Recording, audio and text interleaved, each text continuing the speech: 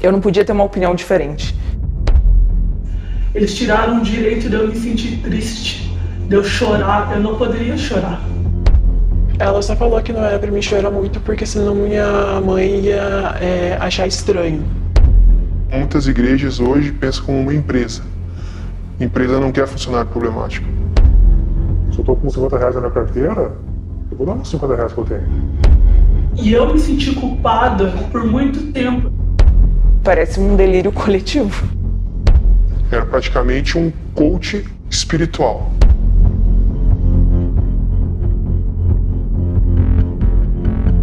Eu acho que a gente vai olhar para trás depois e vai ver o quanto que a igreja no Brasil errou, assim. Uma comunidade de discípulos e discípulas de Jesus deveria ser um ambiente onde as pessoas descobrissem a liberdade, o amor, a graça, como perdoar uns aos outros e como sermos mais parecidos com Jesus. A mensagem da igreja deveria ser algo especial e transformador sempre. A mensagem da igreja deveria ser algo que enchesse o meu coração de alegria, de contentamento, de paz, o tempo todo. Mas, muitas vezes, nós descobrimos que isso acaba não acontecendo em inúmeras comunidades cristãs e nesta série de mensagens nós temos conversado um pouquinho sobre isso. Ambientes de aprisionamento religioso, que não tem a ver com uma denominação A, B ou C, com um líder religioso fulano, beltrano ou ciclano, não. Tem a ver com qualquer ambiente que se afasta da mensagem do Evangelho e se torna, assim, um ambiente de aprisionamento religioso. Por que a mensagem do Evangelho deveria ser uma mensagem libertadora sempre? De alegria, de paz, que nos encorajasse ao perdão, que nos encorajasse a sermos versões melhores de nós mesmos. Por quê? Por causa dessa história aqui que nós apresentamos para vocês domingo após domingo, quase sem falhar. Esse diagrama, ele fala para a gente sobre toda a história retratada na sabedoria bíblica. Esse primeiro símbolo, ele fala sobre a criação. A criação de Deus, retratada em Gênesis 1 e 2, expressam para a gente a informação de que tudo que Deus faz é bom, tudo que Deus faz é perfeito, tudo que Deus faz expressa valores do reino dele, de paz, justiça e alegria. E Deus não inicia o mal, Deus não inicia o caos, Deus não inicia as frustrações que nós temos com os líderes. Não foi ideia de Deus você ter uma frustração com a igreja, você ter sido magoado por uma comunidade cristã A, B ou C. Isso não nasceu no coração de Deus, porque tudo que Deus tem para mim e para você, enquanto desenvolvimento da nossa espiritualidade, é bom. Porque quando Ele criou todas as coisas, Ele olhou para tudo em harmonia, e Ele disse que tudo era muito bom. No entanto, o segundo símbolo aqui do diagrama fala para a gente, esse xizinho, a respeito do caos, da desordem, da rebelião, o que a Bíblia chama de pecado. O pecado é a decisão do ser humano lá de Adão e Eva, retratada em Gênesis 3, mas que reiteradamente acontece comigo e com você, com toda a humanidade, a decisão que nós tomamos de sermos independentes de Deus. Dizemos para Deus assim, olha, legal o que você fez, eu também acho que o que você fez é bom, mas é o seguinte, eu acho que eu cuido melhor da minha vida. Eu acho que eu posso gerenciar melhor as situações da minha história e eu não preciso de você. E quando o ser humano se desconecta de Deus por achar que pode ser autônomo, independente, não é a vida que ele encontra, não é a liberdade, é a morte. O apóstolo Paulo vai dizer que o salário, a paga, a remuneração pelo pecado, pela desconexão para com Deus, é a morte. E nós, então, estamos enrascados agora. Estamos no meio de uma confusão. É uma catástrofe o que aconteceu. Nós estamos agora sujeitos a líderes abusivos, a ambientes tóxicos de aprisionamento religioso. Nós estamos agora presos à mercê de pessoas, de pessoas que são más, assim como eu, assim como você. Nós somos pecadores, nós somos falhos. A boa notícia é que Deus não nos abandona na nossa miséria E esse terceiro símbolo do diagrama fala para a gente a respeito de um homem que foi escolhido por Deus, um homem chamado Abraão, para que dele uma nação surgisse, para que essa nação fosse luz para as outras nações, a nação de Israel. E essa nação, ela cumpre o seu papel, ela não consegue viver perfeitamente, assim como qualquer um de nós, mas ela cumpre o seu papel quando dessa nação surge um homem chamado Jesus, que vive uma vida perfeita entre nós, como se fosse como um de nós, Emanuel, Deus presente, mas diferentemente de nós, ele não peca, ele não desobedece ao Pai, ele não se submete à cultura idólatra do nosso mundo, da sociedade daquela época, e ele morre na cruz, pagando pelos meus e pelos seus pecados, de forma que essa cruz é a marca dos cristãos. A marca dos cristãos não é um pão, não é um farol, não é um cifrão, não é um templo, uma igreja. A marca do cristianismo na história é uma cruz, porque a cruz representa as boas novas. A palavra evangelho no grego significa boas notícias, boas novas. Eu tenho boas notícias para vocês. Que boa notícia você tem para mim, Carlos? A boa notícia de que não estamos mais presos ao X, não estamos mais presos à rebelião, ao pecado. O pecado não dá mais a última palavra na minha e nem na sua história. A última palavra agora é a respeito das boas notícias do que Jesus veio fazer na história em nós e quer fazer a partir de nós. E aqui a gente entra no quinto símbolo aqui do diagrama, que é essa seta para frente.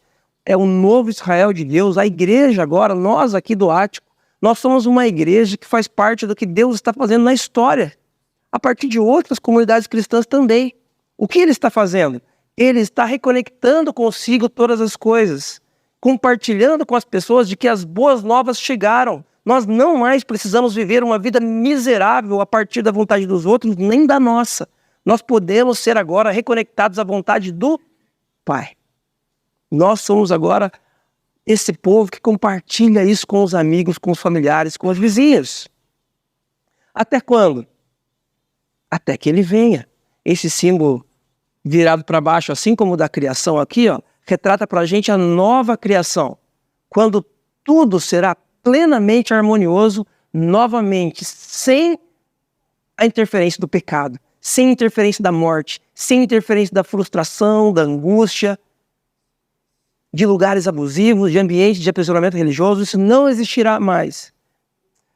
Mas o que é interessante, que eu gostaria de compartilhar com você aqui, é que essa realidade da nova criação, ela já se faz presente desde a cruz. Desde a cruz. O que a sabedoria bíblica conta para mim e para você é que quando Jesus morreu na cruz e essas boas notícias se fizeram uma realidade, passaram a ser uma realidade, aquilo que você deseja de um mundo perfeito, aquilo que você deseja de um casamento harmonioso, aquilo que você deseja de um ambiente comunitário cristão que expresse os valores do reino de Deus e não valores de abuso, não valores de exploração, isso já é possível hoje. A realidade da eternidade, olha só, esse sexto símbolo do diagrama fala para a gente da eternidade. Mas a boa notícia é que a realidade da eternidade já se faz presente hoje. Por quê? Porque Deus se fez presente no meio da história. É como se ele partisse a história no meio e enfiasse a realidade da eternidade disponível para os seus discípulos. E como que nós sabemos disso? Porque o Espírito Santo de Deus, que é o selo, que é o que garante para nós que o reino chegou, ele já habita em nós. Gente, essa é a boa notícia, esse é o Evangelho. Nenhuma mensagem a mais deveria ser dita para mim e para você a respeito das boas notícias. Do que você precisa para se reconectar com Deus? Da cruz, de Jesus, nada a não ser a cruz. Do que você precisa para ser um marido melhor? Da cruz, você precisa do Evangelho. Do que você precisa para ser um pai mais presente para os seus filhos, um avô mais dedicado para os seus netos? Você precisa do Evangelho. Do que você precisa para ser um profissional mais íntegro, que não se corrompe diante das ofertas que surgem para você no dia a dia? Você precisa do Evangelho. Do que você precisa para ser um discípulo de Jesus mais envolvido na comunidade cristã onde você está inserida? Do Evangelho. É só do Evangelho que nós precisamos. Mas toda vez que uma igreja, que uma comunidade cristã, que um líder propõe para você algo além do evangelho, ele está enchendo você de empecilhos para que você se torne quem o Criador fez para ser. Mas será que isso existe, Carlos? Eu acho que ele está exagerando um pouquinho. Nessa série de mensagens, nós colhemos alguns depoimentos de amigos e amigas do Ático. O Ático é uma comunidade cristã que iniciou seus cultos públicos no dia 5 de março. Nós somos uma comunidade cristã bem novinha. Mas nesta comunidade aqui nós temos diferentes relatos de diferentes pessoas em diferentes ambientes religiosos. E eu gostaria de passar agora para vocês aqui um vídeo. Quero que você preste muita atenção. Eu gostaria que você que está nos assistindo pelo YouTube, ouvindo essa mensagem via Spotify, você não vai ter acesso a esse depoimento. Nós fazemos isso para preservar as pessoas que optaram por compartilhar com a gente essas histórias e também para preservar essas comunidades cristãs onde essas pessoas estavam inseridas. Mas, por favor, preste atenção naquilo que a igreja não deve ser, nos valores que a igreja não deve compartilhar, para vocês entenderem, refletirem como isso é real, como isso acontece.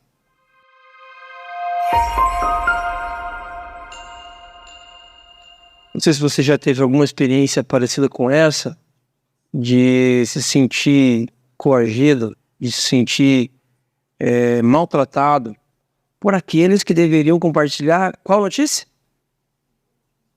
As boas notícias. Os representantes de Deus, a igreja que se diz representar os valores de Jesus, os valores que Jesus ensinou, são os valores do Pai, de alegria, paz, de perdão, de amor. E de repente, esse depoimento aqui, talvez não retrata a sua história, mas ele é um indicador de que isso acontece. Isso acontece aqui, pode acontecer aqui, acontece na comunidade vizinha, na outra, isso acontece. Quando essas comunidades, elas se esquecem de que elas estão aqui para compartilhar só uma coisa. Não é para inventar roda. Não é para inventar um assunto super legal, novo, porque não foi abordado até agora. Não, nós somos um povo que fala de um assunto só. As boas novas de Jesus. E como isso traz implicações para toda a nossa história em diferentes áreas. Ok, no trabalho, na nossa questão de relacionamentos, família, filhos, lazer. Como isso afeta diferentes áreas da nossa história, sim, mas é uma notícia só. São as boas notícias a respeito do que Jesus veio fazer na história. Por isso, hoje eu quero encerrar essa série de mensagens falando a respeito desse tema. Nós não temos nada para falar, nada para celebrar, nada a não ser a cruz. Nada a não ser a cruz de Cristo, que traz a mim e a você liberdade tamanha que nós podemos estar aqui nessa manhã completamente livres para ser quem o Criador nos fez para ser. E nesse sentido eu quero convidar você a olhar comigo para o 6º capítulo da carta de Paulo aos Gálatas. Essa carta de Paulo, ela contém 6 capítulos. Nós dividimos essa série em 6 partes para cada domingo falarmos a respeito de um capítulo. Hoje falaremos sobre o 6º capítulo dessa carta. Paulo, ele está puxando a orelha dos discípulos de Jesus daquela região, porque esses discípulos e discípulas de Jesus, eles estavam ouvindo o que Paulo chama no começo da carta falsos irmãos. Eles estavam ouvindo os falsos irmãos e eles estavam indo na direção de ok, o evangelho é importante, as boas notícias são legais, mas eu quero também mais alguma coisinha. É preciso mais um tipo de item aqui no desenvolvimento da minha espiritualidade para que de fato eu seja reconectado a Deus. E esses itens eram desenvolvidos por cristãos judaizantes. O que isso significa? Significa que eles estavam ensinando os gentios da Galácia a serem judeus. Eles estavam dizendo o seguinte: olha, vocês se converteram a Jesus, beleza, mas a fé é judaica. Vocês precisam guardar os alimentos, vocês precisam comer os alimentos corretos, guardar a purificação dos alimentos, o sábado, guardar o sábado certinho, e principalmente vocês homens precisam ser circuncidados, que era o corte do prepúcio, para que os homens tivessem a marca de que fazem parte da aliança. Essas eram questões importantes para o povo judeu. Os gentios, eles não precisavam guardar a lei judaica, eles precisavam viver a partir dos ritmos do evangelho. Esses falsos irmãos, então, corrompem os cristãos ali da Galácia. E Paulo, então, ele escreve essa carta tentando corrigi-los, tentando dar um puxãozinho de orelha neles, dizendo, gente, vocês estão carregando peso demais. Vocês estão carregando excesso de bagagem. Para que carregar uma mala desse tamanho? Sendo que vocês agora são livres. Nada a não ser a cruz. Vocês não precisam carregar nenhuma mensagem além da cruz. E nesse sentido eu quero destacar 3 coisas com vocês nessa manhã, para nós olharmos, para nós refletirmos, para que o Espírito Santo nos oriente, assim como orientou a igreja da Galácia há mais de 2000 anos atrás. Okay? A primeira coisa que eu quero destacar com vocês é que a compreensão da cruz nos impulsiona a viver a realidade do Evangelho. A compreensão da cruz nos impulsiona a viver a realidade do Evangelho. Quando nós compreendemos a cruz, quando, como nós falamos na semana passada, o Espírito Santo de Deus nos capacita, nos empodera para que sejamos discípulos e discípulos de Jesus, cada dia mais parecidos com Jesus, nós então começamos a viver a realidade do Evangelho em diferentes ambientes. Olha o que Paulo diz para a gente a partir do capítulo 6, a partir do verso 1. Hoje eu estou usando a nova versão transformadora, a NVT. O texto diz assim: irmãos, se alguém for vencido por algum pecado, vocês que são guiados pelo Espírito devem com mansidão ajudá-lo a voltar no caminho certo, ao caminho certo. E cada um cuide para não ser tentado. Ajudem a levar os fardos uns dos outros e obedeçam desse modo a lei de Cristo. Se vocês se consideram importantes demais para ajudar os outros, estão apenas enganando a si mesmos. Paulo começa a dar conselhos muito específicos aqui, de diferentes assuntos. Parece que ele está falando de uma coisa até um pouco aleatória. Mas o que ele está dizendo é, se vocês compreenderam a cruz, isso tem que trazer algum efeito, alguma consequência na vivência de vocês. Se vocês se consideram importantes demais para ajudar os outros, então vocês estão apenas se enganando. Quando nós compreendemos a cruz, nós compreendemos que somos falhos. Nós compreendemos que somos pecadores. E meus irmãos, se eu não sou melhor do que vocês, se eu, Carlos, sou tão pecador quanto qualquer um de vocês, à medida que vocês pedem ajuda para mim, porque vocês fizeram algo errado, estão precisando de ajuda, eu preciso ajudar vocês porque eu também preciso de ajuda. E aí a comunidade cristã acontece. E aí isso começa a fazer sentido para a gente. Paulo está dizendo aqui, se vocês se consideram importantes demais, porque são discípulos de Jesus, porque estão guardando isso, isso e isso, para ajudar quem está precisando, vocês não entenderam nada. Vocês não entenderam nada. No depoimento que nós ouvimos aqui, nós ouvimos uma pessoa dizendo que precisava de ajuda espiritual, precisava de ajuda emocional, precisava de ajuda financeira. Precisava de ajuda, gente, de alguma forma. Mas quando nós, igreja de Cristo, não ajudamos porque nos consideramos importantes demais para ajudar, olha o que Paulo está dizendo, nós estamos nos enganando, estamos brincando de igreja. Sabe quando uma menina, criança pequena, brinca de casinha? E ela faz comidinha, e ela pega aquela colherzinha de plástico e come aí, dá pra bonequinha e tal. É mentirinha, é brincadeirinha. Nós, adultos, sabemos disso e tá tudo bem.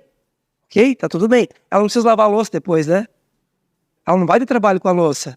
Ela não vai ficar mal-humorada porque tem uma louça gigante lá na pia. Não, é só uma brincadeira. É a mesma coisa nós, como discípulos de Jesus, quando nós achamos que somos igreja, mas somos importantes demais para ajudar quem precisa. Isso é oco. Isso é inexistente. Nós estamos nos enganando, assim como uma menininha de 4 anos brincando de boneca. É só uma mentirinha, é só uma brincadeirinha. E Paulo continua. Porque cada um de nós é responsável pela própria conduta. Aqueles que recebem o ensino da palavra devem repartir com os seus mestres todas as coisas boas. Paulo está aqui, de novo, assuntos aleatórios, falando de que o evangelho precisa afetar a nossa história, toda a nossa vivência. Não se deixe enganar, ninguém pode zombar de Deus. A pessoa sempre colherá aquilo que semear. Quem vive apenas para satisfazer sua natureza humana, colherá dessa natureza ruína e morte. Mas quem vive para agradar o Espírito, colherá do Espírito a vida eterna. Gente, Paulo está dizendo aqui o seguinte: não adianta você frequentar uma comunidade cristã num final de semana e durante a semana você ser um grosso com a sua esposa, maltratar sua esposa, trair sua esposa, você ser dura com seu marido, agir de forma não amorosa com ele, você ser extremamente rancorosa com ele e de repente você achar que o seu casamento tem futuro. Não, aquilo que a gente semeia, a gente vai colher no futuro. Ele não está dizendo aqui, gente, e eu preciso dizer isso, que, por exemplo, você tinha 18 anos, você fez algo muito errado, você decepcionou o seu pai, quando você tinha 18 anos. Aí hoje você tem um filho que nem sabe da história, e exatamente com 18 anos ele vai fazer a mesma coisa com você, porque a vida paga o que aconteceu. Não é isso que eu estou falando. Tá? Não é uma espécie de maldição espiritualizada, não é disso que Paulo está dizendo aqui.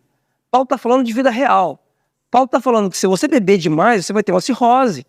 Não adianta você orar depois, Deus, cura aqui ó, meu corpo, porque eu bebi muito, mas assim, o Senhor tem poder para curar. Desculpa, você vai ter uma cirrose.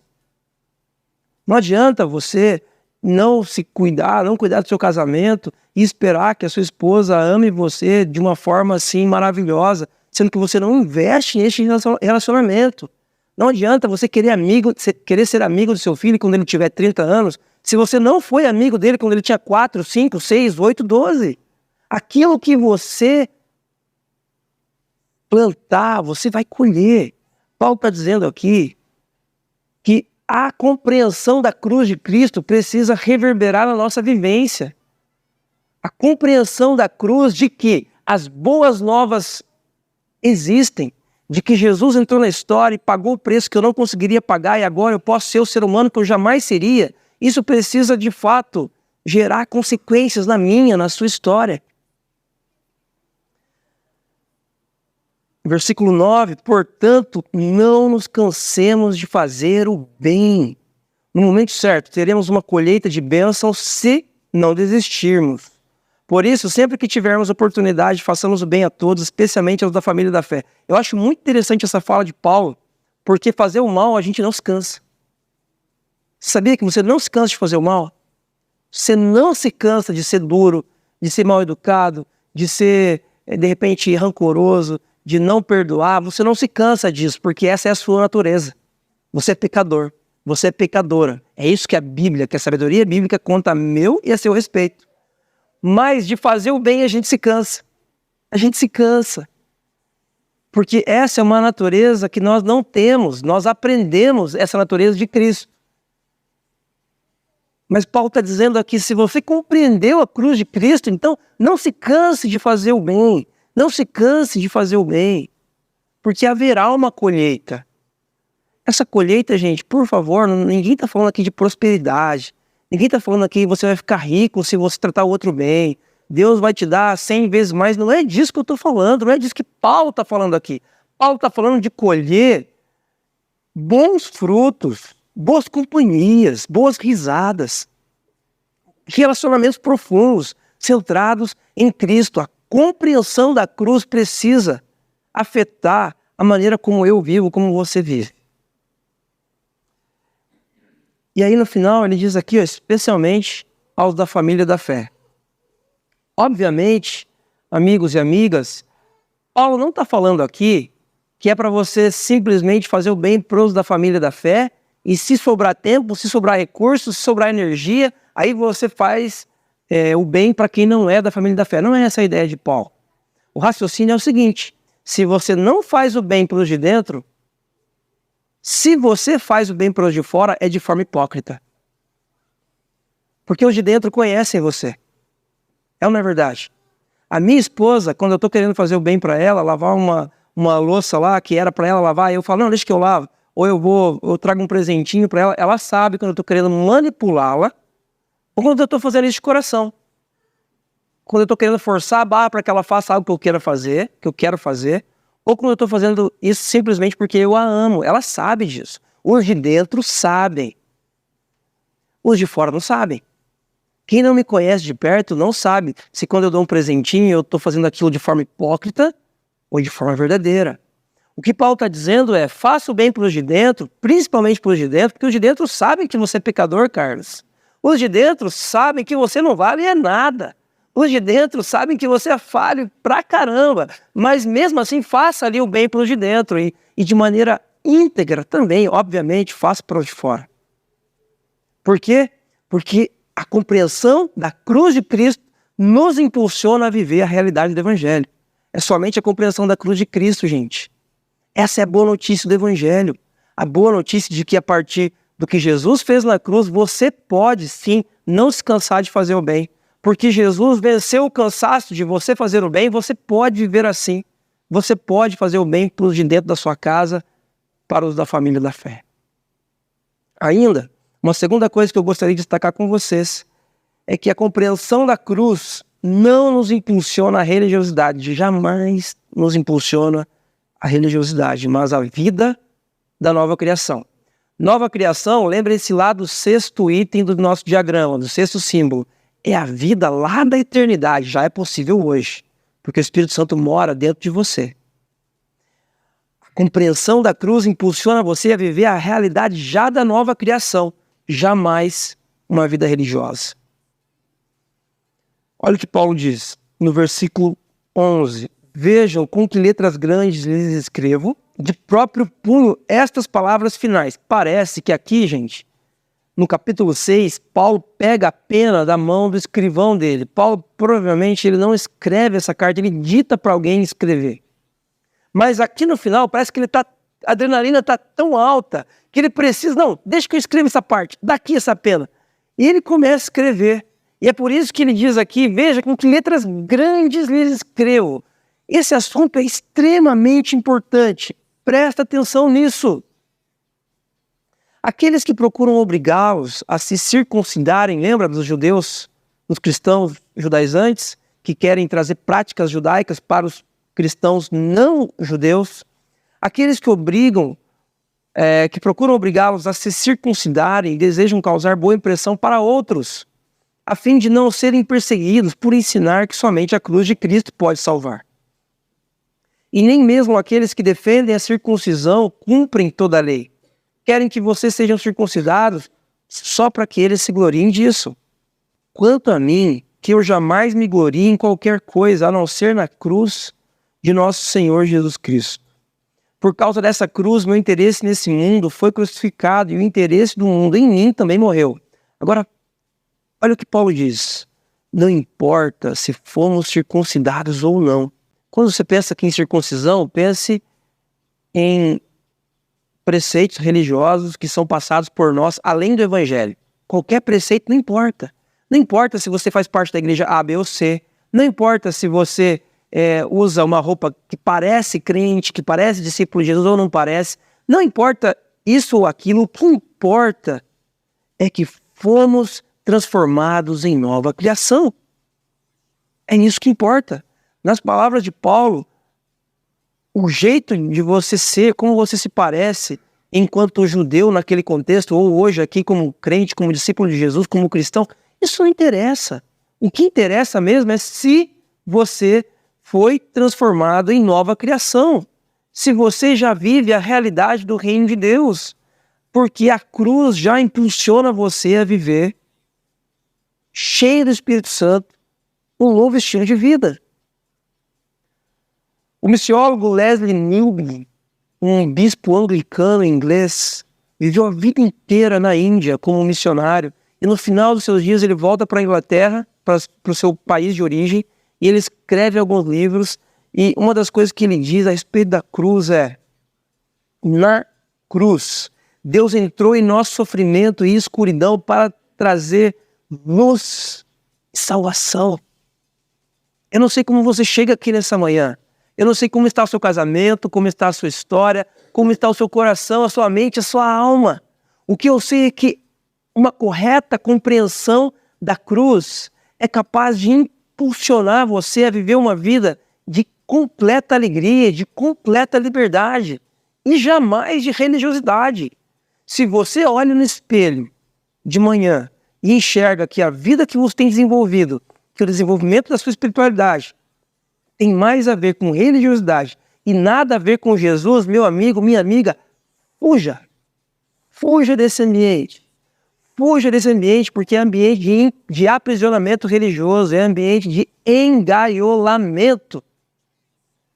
Jesus não nos chama para uma prisão. Não tira você de uma prisão do pecado para colocar em outra prisão agora, não. Jesus, ele na cruz, entrou em nosso sofrimento e escuridão para que hoje você não vivesse mais nas trevas, vivesse na luz e desfrutasse da salvação. A palavra salvação, gente, tem a ver com benefícios daquilo que Deus tem para mim e para você. Sentido para a sua existência, sentido para a sua história. Não apenas uma eternidade garantida, mas uma história, uma vida hoje, atualmente, garantida com significado. Perfeita? É claro que não. Nós ainda vivemos num contexto difícil, não é verdade? Pessoas que nós amamos morrem, nós vivemos o luto, coisas que nós gostaríamos que acontecessem, infelizmente não acontecem. Existe desigualdade social, existe injustiça, existe muita coisa a respeito das quais nós não concordamos e nós questionamos Deus, inclusive, por que isso acontece. Mas a palavra salvação é o que tem a ver com o sentido para a nossa existência. Apesar das circunstâncias, apesar da montanha-russa da vida, onde muitas vezes nós estamos, Deus tem significado para a sua história quando você compreende a cruz de Cristo. E uma terceira coisa que eu gostaria de destacar com vocês é que a compreensão da cruz nos impulsiona a uma vida de incomparável paz. Paz, a partir da sabedoria bíblica, não é uma coisa que você sente assim. Como é que você está, meu amigo? Faz tempo que eu não vejo você. Você fala, eu estou em paz, porque tudo na minha vida está bem, está tudo em ordem, eu estou em paz. Não, isso não é paz. Isso são circunstâncias positivas que trazem uma sensação de bem-estar para você. Paz, a partir da sabedoria bíblica, é uma pessoa que habita, que vive dentro de você e que mesmo em meio a uma guerra, mesmo em meio ao luto, mesmo em meio ao caos, você pode desfrutar de incomparável paz, somente quando você compreende a cruz de Cristo. Olha o que Paulo diz a partir do verso 16. Antes de eu ler, lembra como Paulo começa essa carta? Ele começa mal-humorado, ele começa com pressa. Por quê? Porque os cristãos da Galácia estão viajando na maionese. Eles estão seguindo os falsos irmãos. A carta de Paulo aos Gálatas é a única onde Paulo não dá um elogio para eles. Paulo já começa dizendo, eu estou admirado de que vocês tão depressa tenham escapado da mensagem do Evangelho. Só que ele começa assim, mas olha como ele termina. Que a paz e a misericórdia de Deus estejam sobre todos os que vivem de acordo com esse princípio e sobre o Israel de Deus. É interessante a expressão Israel de Deus porque ele está falando para gentios. Lembra? Os Gálatas, eles são gentios, não são judeus, não são de Israel. Mas Paulo está dizendo aqui, se vocês se submetem ao Evangelho, vocês são o Israel de Deus.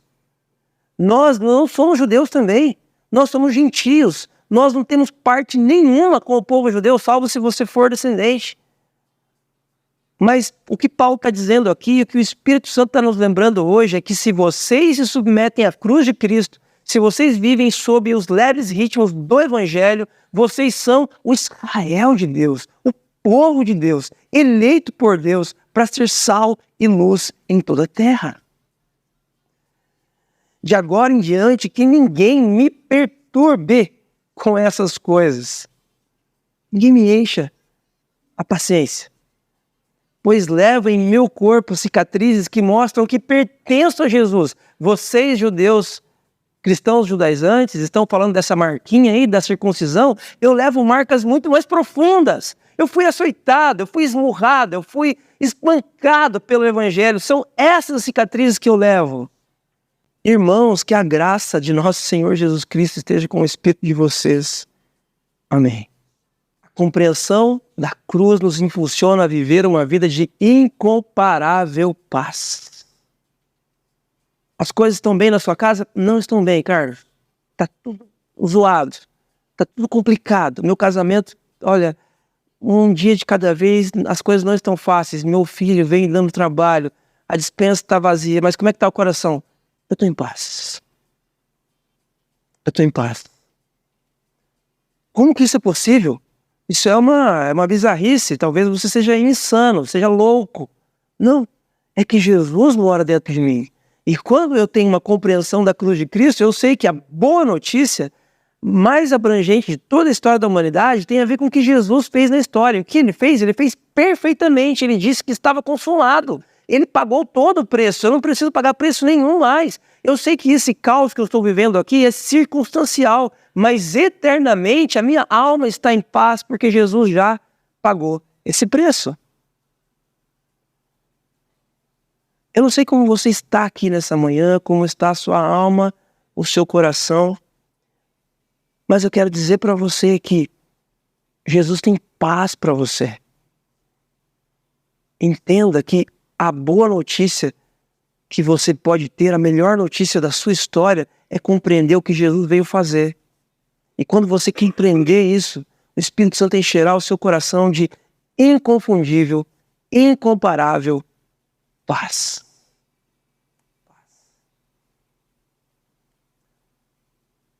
Existe uma canção do cancioneiro cristão muito conhecida que diz: sou feliz com Jesus, sou feliz com Jesus. Acredito que os irmãos, as irmãs aqui conhecem. Mas é interessante que a versão original dessa canção não fala sou feliz, fala está tudo bem com a minha alma. Está tudo bem com o íntimo de quem eu sou. Porque dizer que sou feliz também, vamos lá, né? No luto, no dia da dificuldade, no dia do caos, no dia da perda, você dizer que você está feliz, talvez você não esteja realizando bem o que está acontecendo ali. Agora, porque você compreendeu a cruz de Cristo, você sim tem condições de dizer: está tudo bem com a minha alma, está tudo bem com o meu coração, está tudo bem comigo. Por quê? Porque a paz que eu sinto é uma pessoa que habita em mim. E eu compreendi o que Jesus veio fazer na cruz. Gente, a mensagem que nós compartilhamos no ático, domingo após domingo, não é nada a não ser a cruz. Sobre a cruz de Cristo. Essa boa notícia deve pautar toda a nossa existência. Essa compreensão da cruz. Eu gostaria de destacar algo. Que marcas nós trazemos? Que marcas nós trazemos na nossa vida? Muitas vezes as nossas marcas são apenas religiosas. Sabe como? Do tipo, verdade, fulano ali é evangélico, é cristão. Por quê? Porque ele se veste, olha a carinha, ele parece crente, parece pastor, parece enfiado em alguma comunidade cristã. Parece. Muitas vezes são apenas essas as nossas marcas. Percebam que as marcas de Paulo não têm a ver com a religiosidade. Tem a ver com uma vivência real e profunda, pautada no Evangelho. Perseguição. Leva no corpo as cicatrizes que mostram que ele pertence a Jesus.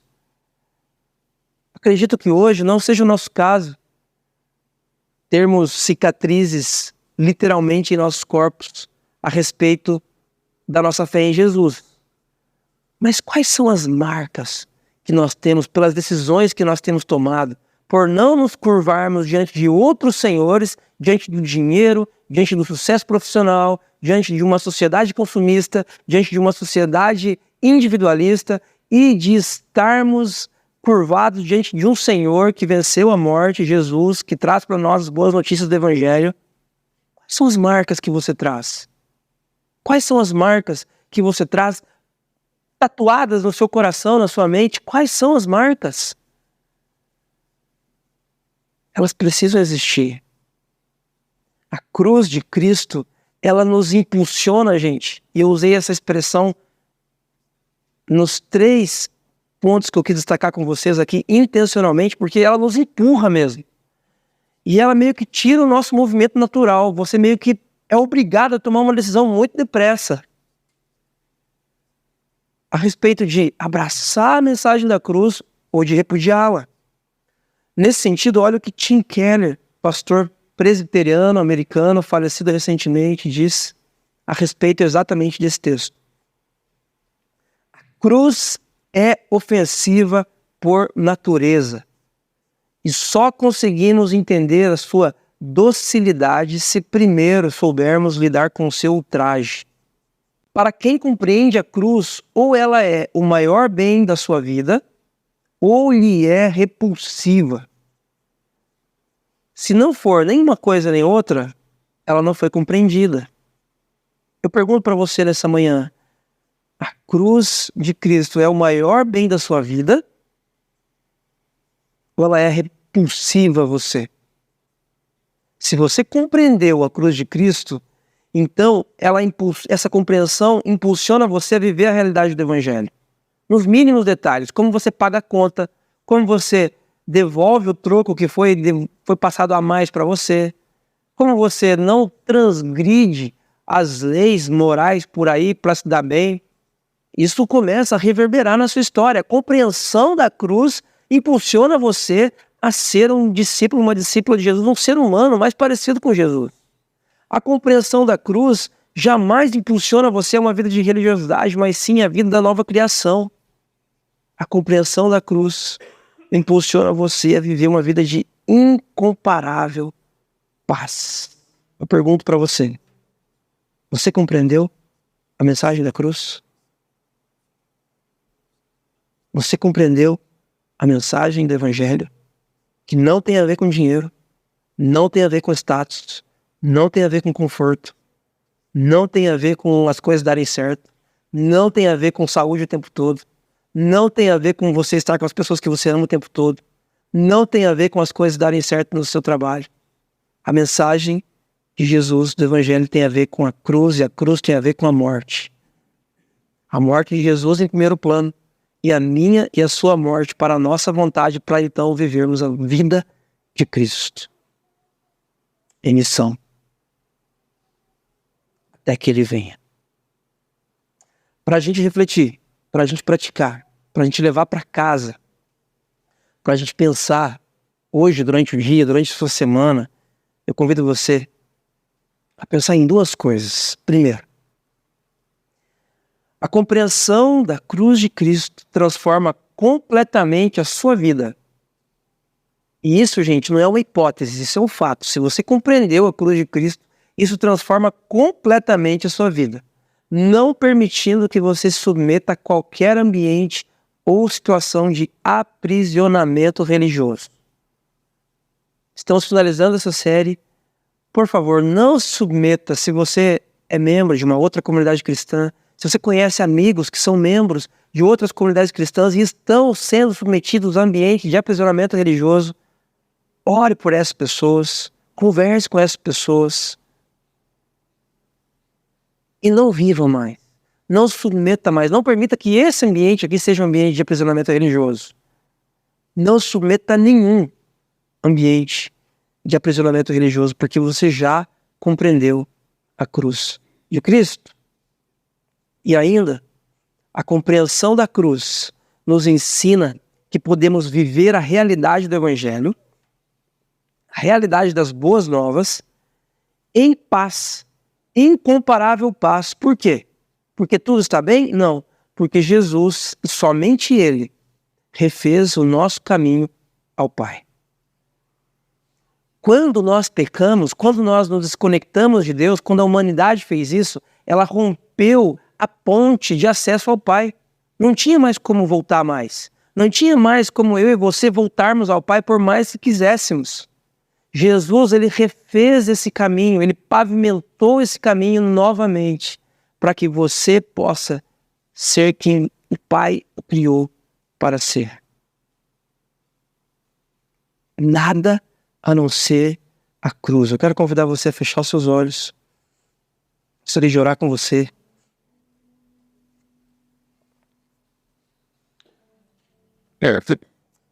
Pai,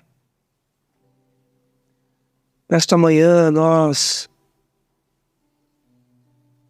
rendemos as nossas vidas diante do Senhor. Nada a não ser a cruz.